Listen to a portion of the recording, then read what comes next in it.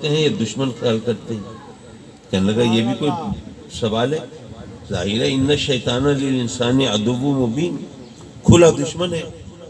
تو اچھا، تو دشمن ہے تو ذرا یہ بتائیے وہ آپ کو نقصان پہنچا سکتا ہے یا نہیں؟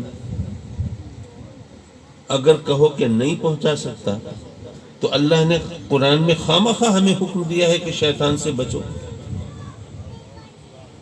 تو اللہ نے حکم دیا ہے نا شیطان سے بچو۔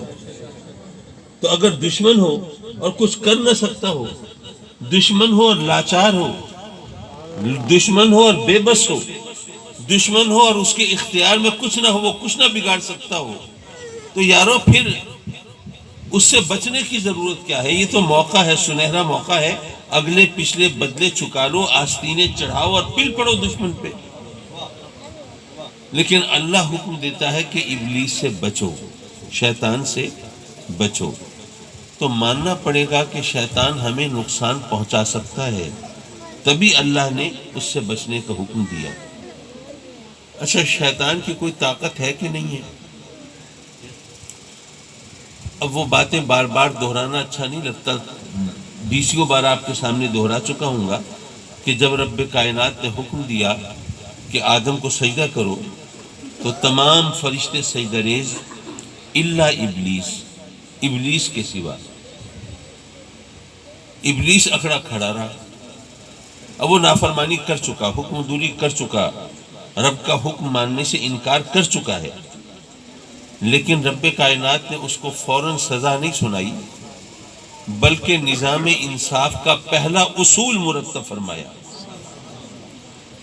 اور ہمیں بتایا کہ اے میرے بندو یاد رکھو، اگر مجرم کی حیثیت سے ابلیس ہو اور انصاف کرنے والا خود رب کائنات ہو، جس سے کچھ چھپا ہوا نہ ہو، ہر چیز اس پر آشکار ہو، جو دلوں کے بھید بھی جانتا ہو، لیکن تب بھی وہ کسی کو سزا نہیں دیتا جب تک کہ اس کو صفائی کا موقع نہ دے دے۔ جب تک صفائی کا موقع نہ دے رب کائنات کو تو کوئی کچھ نہیں آ کے بتائے گا، کوئی وکیل آ کے اس کی معلومات میں اضافہ نہیں کرے گا اور اس کیس کے مختلف پہلوؤں سے وہ پردہ نہیں اٹھائے گا اور اس کے سامنے کچھ چیزیں وہ اپنے منطق سے واضح اور اجاگر نہیں کرے گا۔ وہ تو سب کچھ جانتا ہے نا، اس سے کیا چھپا ہوا ہے؟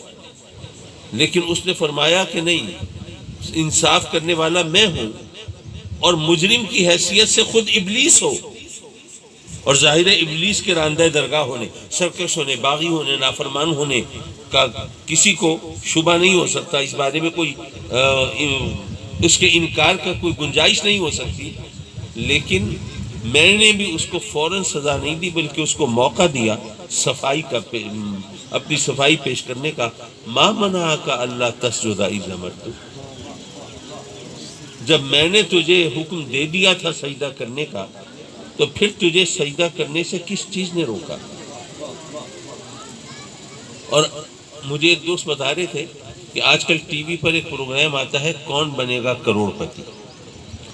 وہ بتا رہے تھے کہ وہ ایسا پروگرام ہے کہ اس میں اگر سوالوں کے جواب دیے جائیں تو بڑے لاکھوں، بعض اوقات کروڑوں تک نوبت پہنچتی ہے، انعام ملتا ہے، اور اس کے اندر یہ سہولت بھی ہے کہ اگر آپ کو درمیان میں کسی سے پوچھنا ہو تو آپ پہلے سے کسی کا نمبر بتا دیں، میرا فلاں دوست ہے بڑا قابل ہے، میں ذرا درمیان میں فون کر کے اس سے ذرا رہنمائی لے سکتا ہوں، پوچھ سکتا ہوں، تو آپ کو یہ سہولت بھی ہے۔ حضرات مکرم